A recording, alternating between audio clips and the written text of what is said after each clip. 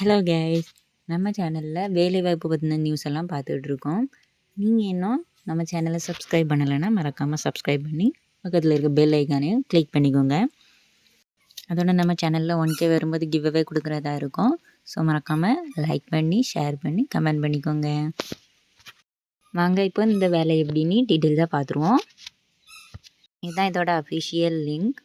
இதில் வந்து மொத்தம் 3 கேட்டகிரியிலேயே ஆள் எடுக்கிறாங்க. இது வந்து கேட்டகரி 1 வந்து கிராஜுவேட் அப்ரெண்டிஸ்னு போட்டிருக்கு. இன்ஜினியரிங் படித்தவங்க அவங்களுக்கானது. 1 மந்த் வந்து ட்ரைனிங் ஃபீஸ் வந்து 9000 போட்டிருக்காங்க. இது கேட்டகரி 2ல் டிப்ளமோ படித்தவங்க அப்ளை பண்ணலாம். இதில் வந்து 8000 தான் மந்த்லி போட்டிருக்காங்க. இது வந்து ட்ரைனிங் வந்து 1 இயர் போட்டிருக்காங்க. 3வது கேட்டகிரியில் பிஏ, பிஎஸ்சி, பிகாம் அந்த மாதிரி நான் இன்ஜினியரிங் கேட்டகரிஸில் படிச்சிருப்பாங்கல்ல அவங்களுக்கு 9000 மந்த்லி போட்டிருக்காங்க. இதுக்கு 1 இயர் அதே மாதிரி ட்ரைனிங். இதில் வந்து மினிமம் எஜுகேஷ்னல் குவாலிஃபிகேஷன் வந்து டிகிரி படித்தவங்களுக்கு டிகிரி சர்டிஃபிகேட் இருக்கணும்.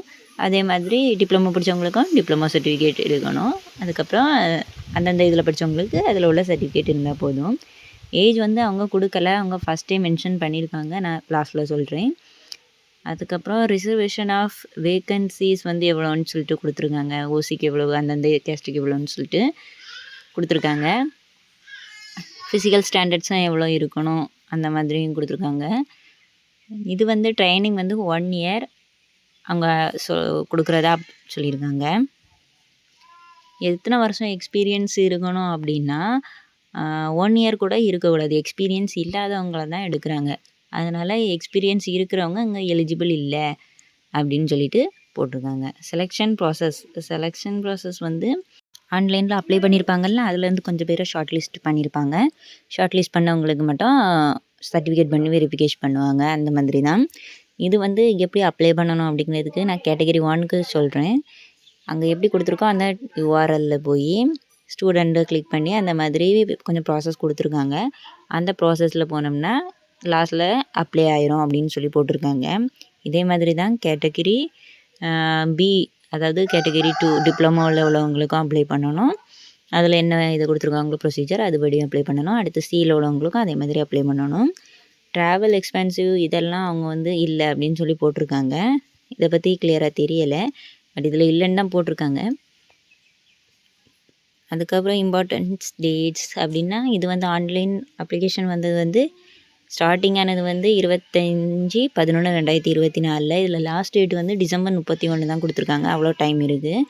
இதில் அப்ளை பண்ணுறவங்கள கொஞ்சம் ஷார்ட் லிஸ்ட் பண்ணி ஜனவரி 8ஆம் கொண்டு வருவாங்க.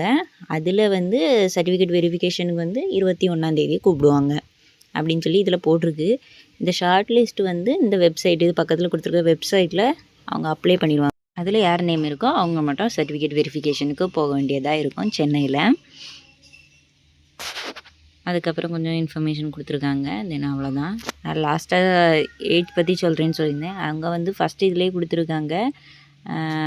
கிராஜுவேஷன்ஸ் அண்ட் டிப்ளமோ, இன்ஜினியரிங், நான் இன்ஜினியரிங் கிராஜுவேட்ஸ் எல்லாருமே பாஸ்டு டியூரிங் 2020, 21, 22 அந்த இதில் இருக்கணும் அப்படின்னு போட்டிருக்காங்க. ஸோ இந்த வீடியோ பிடிச்சிருந்தேன்னா மறக்காமல் நம்ம சேனலை சப்ஸ்கிரைப் பண்ணிக்கோங்க, லைக் பண்ணி ஷேர் பண்ணிக்கோங்க.